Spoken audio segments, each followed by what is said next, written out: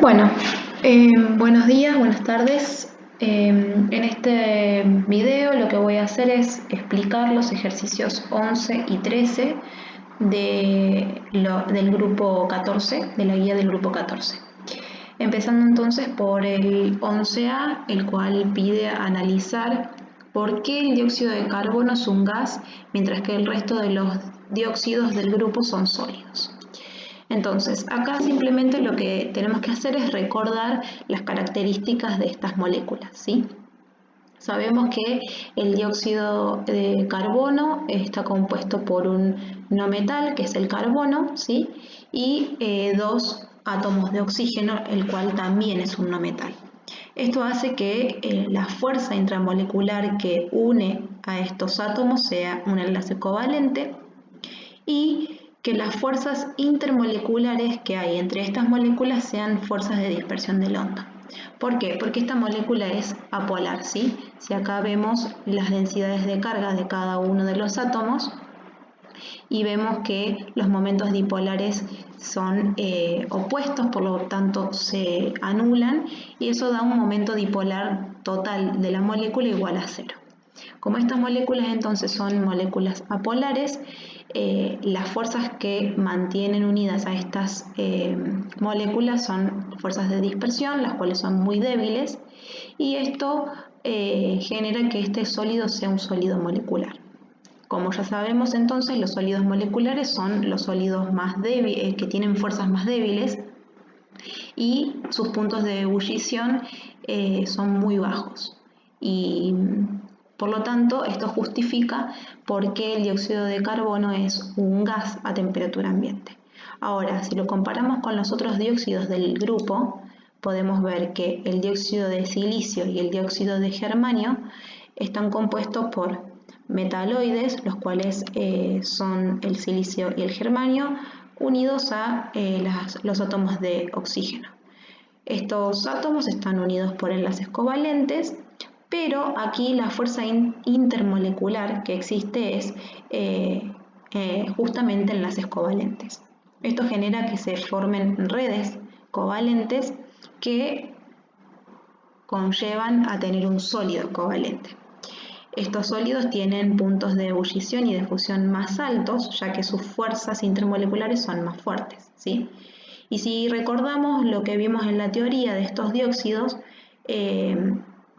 sabíamos también que el dióxido de silicio, bueno, en realidad los dos porque tienen características similares, estos dióxidos les conviene tener un enlace simple a un enlace doble. Por eso es que forman estas estructuras tetravalentes, ¿sí? Las cuales serían las unidades estructurales de estos sólidos. Por lo tanto, estos sólidos van a estar conformados por estas unidades estructurales formando una red, ¿sí?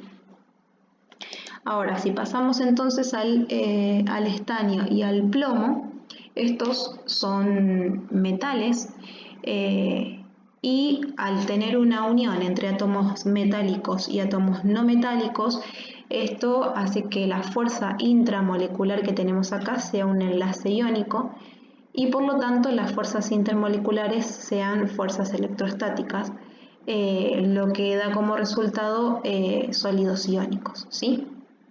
Estos sólidos iónicos pueden tener estructuras diferentes, como vimos en la serie anterior. En este caso vamos a ver que el dióxido de estaño tiene una estructura tipo rutilo, ¿sí?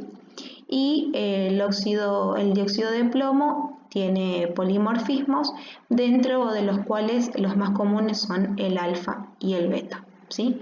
Entonces, con todas estas características podemos justificar por qué estos dióxidos son sólidos y el dióxido de carbono es un gas a temperatura ambiente. Bien, entonces ahora pasemos al inciso B, el cual nos pide justificar por qué la entalpía de la reacción de oxidación del óxido de plomo es menos negativa que la entalpía de reacción de la oxidación del óxido de estaño, ¿sí? Y nos dan los valores de la entalpía. Entonces, lo primero que tenemos que analizar acá es ¿qué significa que uno sea más negativo que el otro? Entonces, si nosotros analizamos esos valores, lo que podemos saber es que mientras más energía libera esa reacción, más estable es el producto que se forma, ¿sí? Por lo tanto, en este caso, si comparamos el dióxido de estaño con el dióxido de plomo, y teniendo en cuenta estos valores, podemos decir que el dióxido de estaño es más estable, mucho más estable que el dióxido de plomo, ¿sí? Ahora, ¿cómo justificamos eso? Bueno, sabemos que a medida que descendemos en el grupo 14, hay una estabilización del estado de oxidación más 2. Y si miramos los diagramas de Lantimer, acá podemos ver los potenciales de reducción que tenemos cuando pasamos de estados más 4 a estados más 2 y de estados más 2 a estados 0, ¿sí? Entonces, si acá analizamos estos potenciales para el estaño, vemos que ambos estados son estables. ¿Por qué vemos esto? Porque ambos son muy similares, ¿sí? Por lo tanto, ahora, si lo comparamos con los potenciales de reducción del plomo, vemos que, sin embargo, el potencial de reducción del plomo más 4 al plomo más 2 es muy grande, lo que me da un indicio de que este es muy inestable, ¿sí?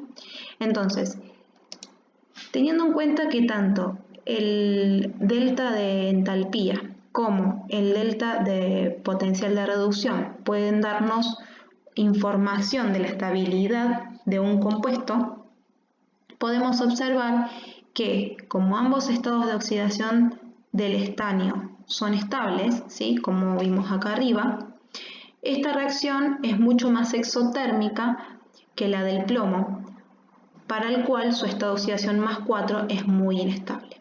Entonces, ¿con esto qué quiero decir? Que si yo necesito pasar de un óxido de estaño que es más 2 a un dióxido de estaño que es más 4, como ambos estados son muy estables, ¿sí? Esto me va a dar una reacción más exotérmica, va a liberar mucho más energía y por lo tanto su estado final va a ser energéticamente más favorable que en el caso del plomo, donde el dióxido de plomo tiene un estado de oxidación más 4 y por lo tanto su estado final va a tener una energía mayor, ¿sí? Bien.